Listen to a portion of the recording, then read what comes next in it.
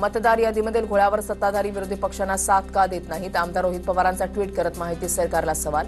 निवडणूक आयोग उत्तर देत नसेल तर सत्ताधाऱ्यांनी उत्तर द्यावीत. रोहित पवारांचं माहिती सरकारला आवाहन. विधानसभेची मतदार यादी स्थानिक स्वराज्य संस्थांच्या निवडणुकांसाठी वापरली जातात. विधानसभेतील मतदार यादीमधील बदलाचा विषय आमच्या कार्यकक्षेमध्ये नाही. सर्वपक्षीय शिष्टमंडळाच्या बैठकीवर राज्य निवडणूक आयुक्तांचं स्पष्टीकरण. संरक्षण मंत्री राजनाथ सिंह पुण्याच्या दौऱ्यावर दाखल. सिंह आणि मुख्यमंत्री फडणवीसांच्या हस्ते सिम्बॉयसिस स्किल्स अँड प्रोफेशनल युनिव्हर्सिटीच्या संरक्षण आणि अंतराळ तंत्रज्ञान शाळेचं उद्घाटन होणार.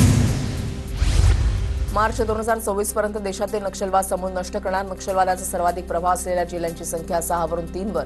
पुढच्या वर्षापर्यंत नक्षलवाद संपवणार. गृहमंत्री अमित शहांकडून विश्वास व्यक्त. पाकिस्तान आणि अफगाणिस्तानमध्ये 48 तासांची युद्धबंदी. सीमा संघर्ष वाढल्यानंतर तात्पुरत्या युद्धबंदीवर सहमती दर्शवली. कंदार हवाई हल्ल्यामध्ये आतापर्यंत 15 जणांचा मृत्यू तर 100 जण जखमी. बिहार काँग्रेस प्रभारी कृष्णा अल्लावरू यांच्यासमोर कार्यकर्त्यांची मारामारी. काँग्रेस कार्यकर्त्यांकडून पक्षाचा निषेध करत घोषणाबाजी.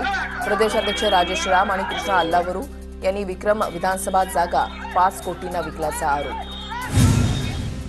2030च्या राष्ट्रकुल स्पर्धेसाठी अहमदाबाद शहर सज्ज. स्पर्धेचे यजमानपद अहमदाबादला मिळावं अशी कॉमनवेल्थ बोर्डाकडून शिफारस करण्यात येणार. अंतिम निर्णय 26 नोव्हेंबरला ग्लासगोच्या महासभेमध्ये घेतला जाणार.